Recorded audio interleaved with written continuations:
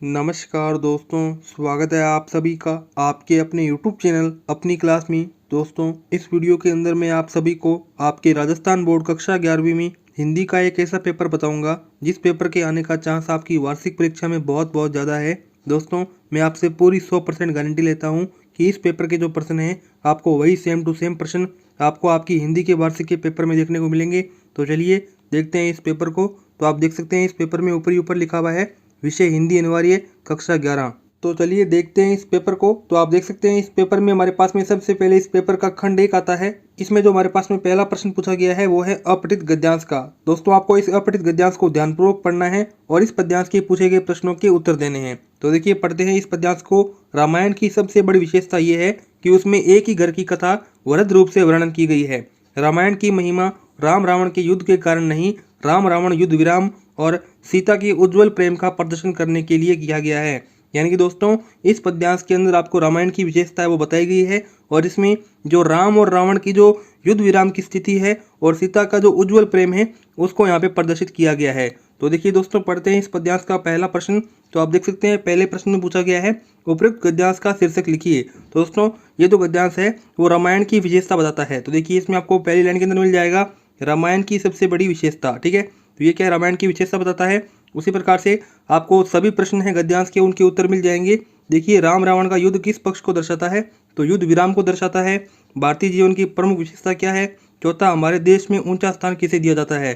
ठीक है दोस्तों आपको इन सभी प्रश्नों के उत्तर हैं वो इस गद्यांश को पढ़ने के बाद मिल जाएंगे। दोस्तों, तो अब आगे देखते हैं। हमारे पास में दूसरा प्रश्न आता है। इसमें आपको अपठित पद्यांश दिया गया है। आपको इस अपठित पद्यांश को ध्यानपूर्वक पढ़ना है और इनके जो प्रश्न हैं इनके उत्तर देने हैं। तो देखिए हमारे पास में अपठित पद्यांश है।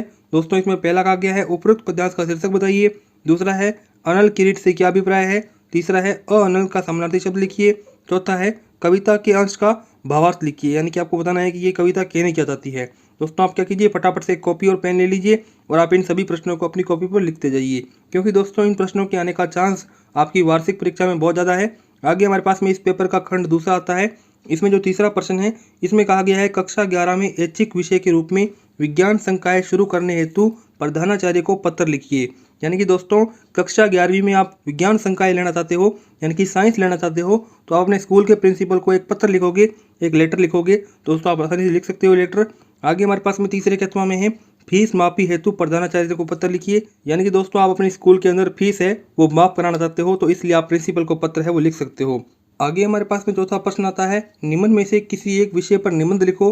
तो पहला टॉपिक है हमारे राष्ट्रीय पर्व, दूसरा है कंप्यूटर शिक्षा का महत्व और तीसरा है स्वच्छता का महत्व। ठीक है दोस्तों, आगे चलते हैं। हमारे पास में इस पेपर का खंड तीसरा आता है। तो देखिए पांचवा प्रश्न पूछा गया है दिए गए शब्दों के विलोम शब्द लिखो। जैसे कि अमृत, दूसरा घृणा, तीसरा ईमानदार, तो ईमानदार का क्या हो जाएगा, चोर हो जाएगा। चौथा दिन, दिन का क्या हो जाएगा, रात्रि। ठीक है दोस्तों, हमारे को क्या करने हैं, विलोम शब्द है वो लिखने हैं। आगे छठा प्रश्न है निम्नलिखित वाक्यांश के लिए एक शब्द लिखो। तो आपको वाक्य दिया गया है मिट्टी के बर्तन बनाने वाला। दोस्तों, उसे क्या कहते हैं, उसे बोलते हैं कुम्हार। क्या बोलते हैं दोस्तों, जो कुम्हार होता है वो मिट्टी के बर्तन बनाता है। दूसरा है सामान खरीदने वाला, तो उसे बोलते हैं खरीदार। क्या बोलते हैं दोस्तों, खरीदार। आगे सातवां प्रश्न निम्नलिखित शब्दों के पर्यायवाची शब्द लिखो। जैसे कि पानी, तो पानी का हो जाएगा जल। ठीक है दोस्तों, सूर्य आता है।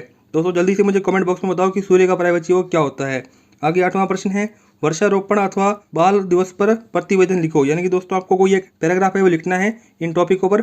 दोस्तों, तो आगे हमारे पास में इस पेपर का खंड चौथा आता है। इसमें आपको 9वें प्रश्न के अंदर पठित गद्यांश है वो दिया गया है। यानी कि दोस्तों, आपकी जो बुक है उसमें जो चैप्टर है वहां से ये गद्यांश लिया गया है। देखिए इसमें आपको पहला प्रश्न पढ़ना है 1901 की जनगणना के अनुसार स्पीति की जनसंख्या कितनी थी।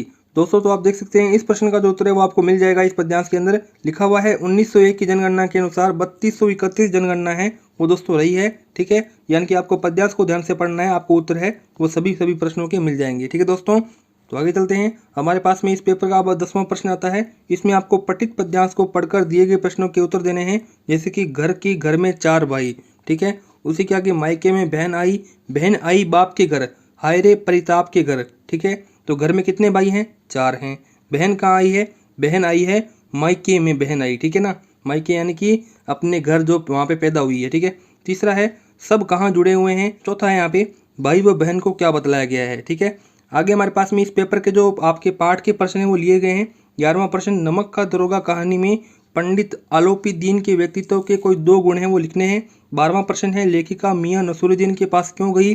तीसरा प्रश्न है भूलोक कुत्ते की जगह दूसरा कुत्ता क्यों लाया गया। चौथा है लॉर्ड कर्जन की इस्तीफा क्यों देना पड़ा। दोस्तों आप फटाफट से इन प्रश्नों को अपनी कॉपी पर लिख लो। ठीक है, आगे हमारे पास में क्या 15वां प्रश्न है स्पीति किस राज्य के अधीन रहा है। 16वां है कबीर ने स्वयं को दीवाना क्यों कहा है। 17वां प्रश्न है मीरा कृष्ण की उपासना किस रूप में करती है। आगे 18वां प्रश्न है पथिक का मन कहाँ विचरना चाहता है। ठीक है, उसी के आगे 19वां प्रश्न है किसान की पत्नी व बच्ची क्यों मर गई। आगे हमारे पास में 20वां प्रश्न आता है, देख सकते हैं पैर की जूती किसे कहा गया है। 21वां प्रश्न है शास्त्रीय संगीत व चित्रपट संगीत में क्या अंतर है। 22वां प्रश्न है चेजारों द्वारा कुई के भीतर कार्य करने की प्रक्रिया पर प्रकाश है, वो आपको डालना है।